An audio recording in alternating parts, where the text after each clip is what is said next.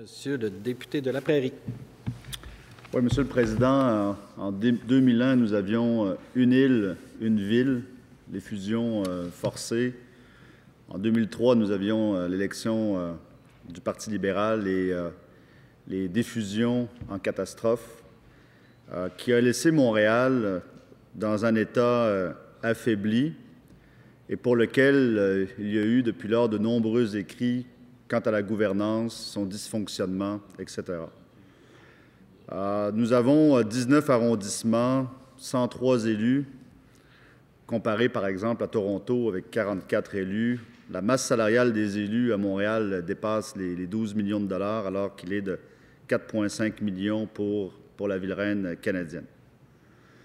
Nous voyons en ce moment, à l'approche des élections de cet automne, de même que lorsqu'il a été question de remplacer le directeur général de la Ville, que les candidats de valeur ne se bousculaient pas aux portes.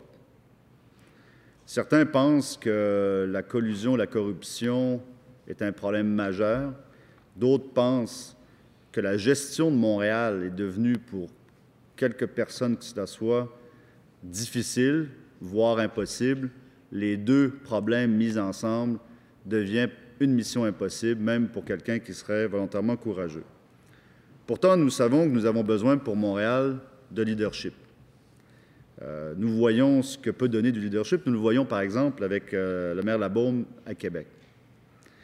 Ma question pour le ministre de la Métropole, Monsieur le Président, c'est: a-t-il l'intention, peut-être à travers son comité restreint autour de la métropole, de tenter, avant les élections de cet automne, d'outiller le nouveau maire davantage, entre autres, par exemple, en réduisant le nombre d'élus, entre autres en faisant en sorte que les arrondissements n'aient pas tant de pouvoir. On sait que maintenant, à Montréal, il y a différents types de règlements dépendamment des arrondissements. Ça devient un peu un capharnaüm.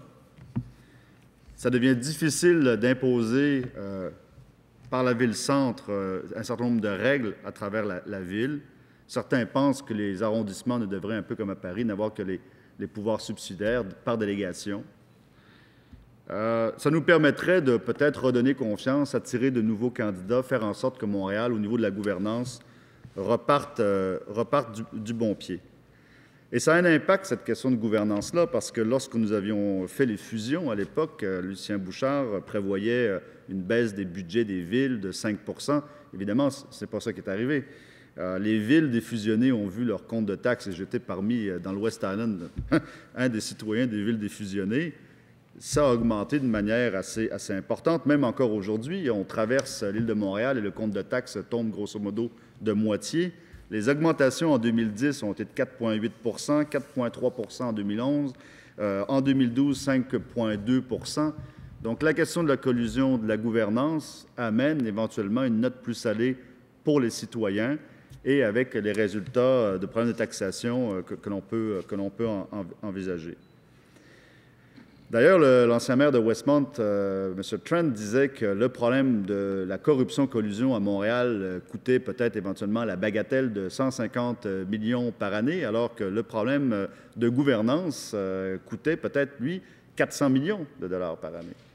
Entre autres, sous-jacent à ce problème de gouvernance, il y a la capacité pour les élus municipaux de négocier avec sa fonction publique. On a vu le maire Labaume réclamer des pouvoirs additionnels, comme par exemple le droit de lockout. On voit que le maire Applebaum aimerait bien, ou tout maire de Montréal, que Québec appuie le maire, donne des outils législatifs éventuellement additionnels pour permettre, entre autres, d'attaquer la question des fonds de pension, laquelle on rappellera que même si Applebaum s'est entendu, par exemple, avec l'École bleue, c'est pas vrai qu'il va avoir la même entente avec les pompiers, avec les policiers, puis avec l'École blanche de la Ville. Nous pensons qu'il y a urgence et on aimerait vous entendre là-dessus, Monsieur le ministre, si vous jugez que sur cette question-là de la gouvernance de Montréal, il n'y a pas lieu d'agir immédiatement. Aussi, sur la question des contrats publics, nous avons adopté la loi sur l'intégrité des contrats publics juste avant Noël, afin de donner des certificats de probité aux firmes d'ingénierie, de construction, etc. Aujourd'hui, on réalise qu'à toute fin pratique, la totalité des grandes firmes d'ingénierie sont impliquées dans le mécanisme de collusion. On peut penser que les firmes de construction aussi, allez-vous donner une amnistie générale à toutes ces firmes par une forme de certificat de repentir sincère?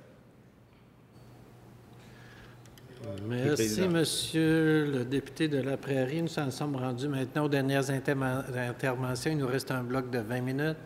Alors, on débute pour une période de 10 minutes avec Monsieur le ministre.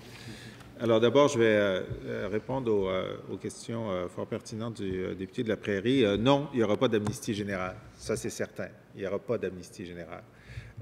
Cependant, les firmes sont libres de se départir des gens qui sont sous accusation ou qui ont été reconnus coupables de fraude et de faire cette démonstration-là à la satisfaction de l'AMF. Sur la question de la gouvernance de Montréal, la question est importante. Elle est saisie. La Chambre de commerce de Montréal métropolitain a publié un rapport côté Séguin là-dessus il y a quelque temps. Des partis politiques qui vont s'affronter pour l'élection de novembre ont déjà déposé des projets de modification du nombre d'élus ou de répartition des pouvoirs entre la ville-centre et les arrondissements. Ce qui est certain, c'est que nous sommes engagés, la Première ministre, que ce gouvernement ne va pas refaire un débat de structure, c'est-à-dire fusion, diffusion. Il n'est pas question qu'on retouche à ça. Cependant, nous sommes conscients du fait que des améliorations peuvent être faites dans la gouvernance pour faire en sorte que la ville soit plus efficace, la ville de Montréal, l'agglomération et la communauté. Mon point de vue là-dessus, c'est que le gouvernement du Québec doit accompagner la réflexion et la rendre possible, parce que c'est le gouvernement du Québec, l'Assemblée nationale qui détient le pouvoir, les chartes des villes, mais que le temps où c'était Québec qui disait aux villes comment s'organiser, ça c'est révolu. Ça c'est révolu. Nous allons négocier une grande entente Québec-municipalité dans la foulée de la précédente, bien sûr, sur un certain nombre de sujets d'un commun accord. Mais pour ce qui est de dire aux Montréalais, au sens large, comment ils doivent s'organiser et se gouverner, je pense que c'est fini le moment de dire « Québec, c'est mieux ». Cependant, je suis très intéressé de voir comment les partis politiques vont faire ce débat. Et je sais qu'ils vont le faire. Je sais que des candidats déclarés ou des candidats à être déclarés qui auront des propositions à faire sur la méthode de réforme de la gouvernance. On va voir ce que les Montréalais vont décider en se choisissant un maire, en se choisissant une équipe. On va voir ce que le nouveau conseil municipal va proposer. On va voir ce qui va se passer à Laval, on va voir ce qui va se passer ailleurs. Et sur la base de cette légitimité démocratique d'un débat qui aura été fait, à ce moment-là, le gouvernement du Québec pourra être un facilitateur ou un médiateur ou faire preuve de leadership pour dire, bon, ben voilà, sur la base de nos débats, voilà là où on peut aller améliorer cette gouvernance. Est-ce que c'est nécessairement plus de pouvoir à la ville-centre ou aux arrondissements, plus d'élus ou moins d'élus? Il n'y a pas de dogme là-dessus. Il y a des villes qui ont très peu d'élus et un pouvoir très centralisé qui sont efficaces, et il y en a qui sont centralisés qui sont inefficaces. Il y a des villes comme Boston ou San Francisco où le pouvoir est très décentralisé, qui sont relativement efficaces. Ça dépend des lignes d'autorité, ça dépend de la façon dont ça fonctionne, ça dépend de la fluidité du pouvoir. Maintenant, je sais que la formation politique à laquelle vous adhérez dit que c'est très important de décentraliser le pouvoir aux écoles, vous avez raison, aux hôpitaux, aux C3S, vous avez raison. Mais pour ce qui est des fils, il faudrait que ça soit au centre. Bien, pas nécessairement.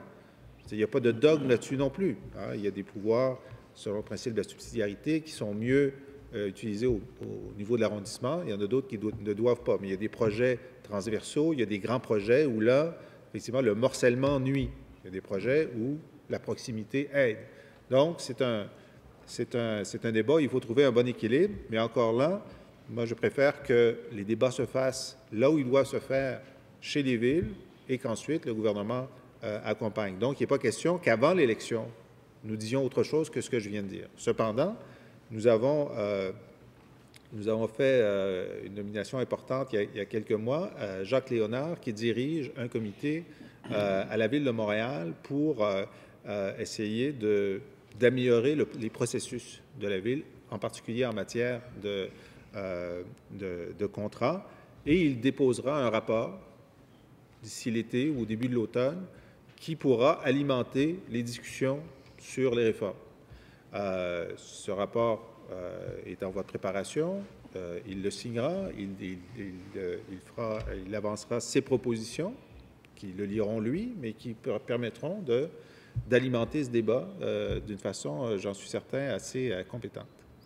Pour ce qui est du temps qui reste, j'aimerais donner peut-être une vision plus d'ensemble sur la direction générale.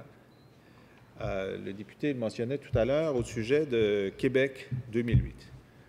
Avant 2008, à Québec, l'économie allait assez bien. Mais la ville n'avait pas un dynamisme optimal. Il y a eu toutes sortes de débats, il y avait des causes célèbres. Bon. Et 2008 était devenu un moment où Québec a réussi à se dépasser par sa célébration, par un certain nombre de réalisations. Et ce qui est intéressant, ce que je dis aux auditoires de Montréal, c'est que les Québécois ont retrouvé leur fierté, mais n'ont pas arrêté d'être fiers en 2008. Ils ont continué en 2009 et jusqu'en 2013. Et donc, parfois, le calendrier nous donne une occasion de se ressaisir et de se relancer. Alors, je sais bien que le président de la Chambre de commerce dit qu'on est déjà dans la relance, mais ça pourrait être encore mieux. Et donc, le calendrier nous a donné 2017. On dit, 375e anniversaire de la Fondation de Montréal, c'est vrai.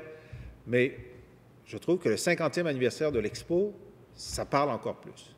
Pourquoi? Parce que c'est vrai que Maisonneuve et Jeanne Mance ont mis Montréal au monde dans l'île de Ville-Marie. Les Montréalais se sont mis au monde en 1967. Les Montréalais se sont montrés leur modernité. Les Montréalais se sont dépassés, se sont épatés et ont épaté le reste du monde. Évidemment, on ne refera pas une exposition universelle en 2017, mais on peut faire en sorte de se donner ce rendez-vous en disant on va se réépater d'ici 2017, l'an prochain, en 2016, 2017, puis ensuite, on va continuer à avoir retrouvé notre fierté.